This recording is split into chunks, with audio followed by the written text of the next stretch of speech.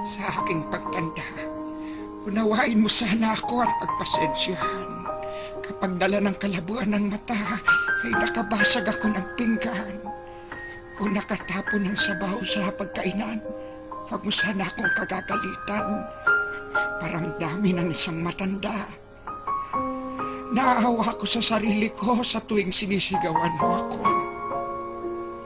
Kapag mahina na ang tenga ko at hindi ko maintindihan ang sinasabi mo, huwag mo naman sana akong sabihang bingi. Pakiulit na lang ang sinabi mo, pakisulat mo na lang. Pasensya ka na, anak. Matanda na talaga ako. Kapag mahina na ang tuhod ko, pagtiyagaan mo sana akong tulungang tumayo. Katulad ng pag-alalay ko sa iyo nung nag-aaral ka pa lamang lumakad. Pagpasensyahan mo na sana ako. Kung ako man ay nagiging makulit at paulit-ulit na parang sirang plaka, basta pakinggan mo na lang ako.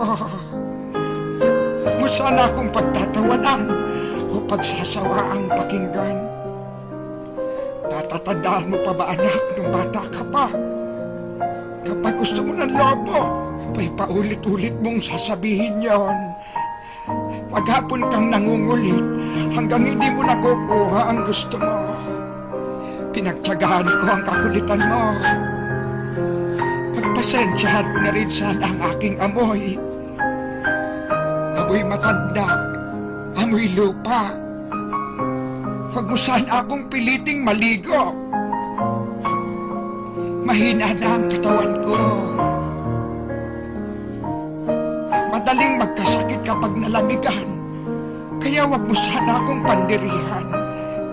Natatandaan mo nung bata ka pa, pinagtsatsagaan kitang habulin sa ilalim ng kama kapag ayaw mong maligo. Pagpasensyahan mo na sana kung madalas ako'y masungit. Lala na marahil ito ng katandaan. Pagtanda mo, maiintindihan mo rin ako. Kapag may konti kang panahon, magkwentuhan naman tayo. Kahit sandali lang, hinip na ako sa bahay. Paghapong nag-iisa, walang kausap. Alam ko, busy ka sa trabaho.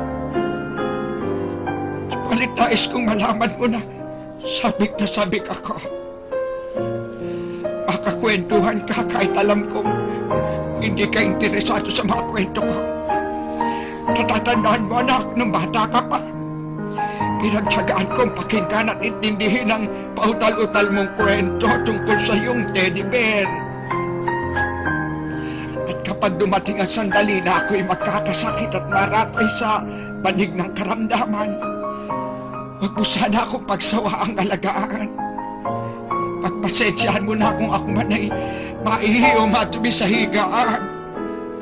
Pagtiyagaan mo sana akong alagaan sa mga huling sandali ng aking buhay. Total, hindi naman ako magtatagal.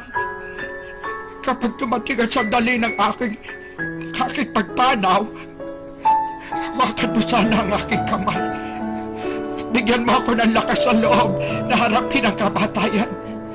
At huwag ka mag-alala. Kapag harap ko na ang Diyos na lumikha, ibubulong ko sa Kanya na pagpalain ka sana. Dahil naging mapagmahal ka sa iyong ama't ina.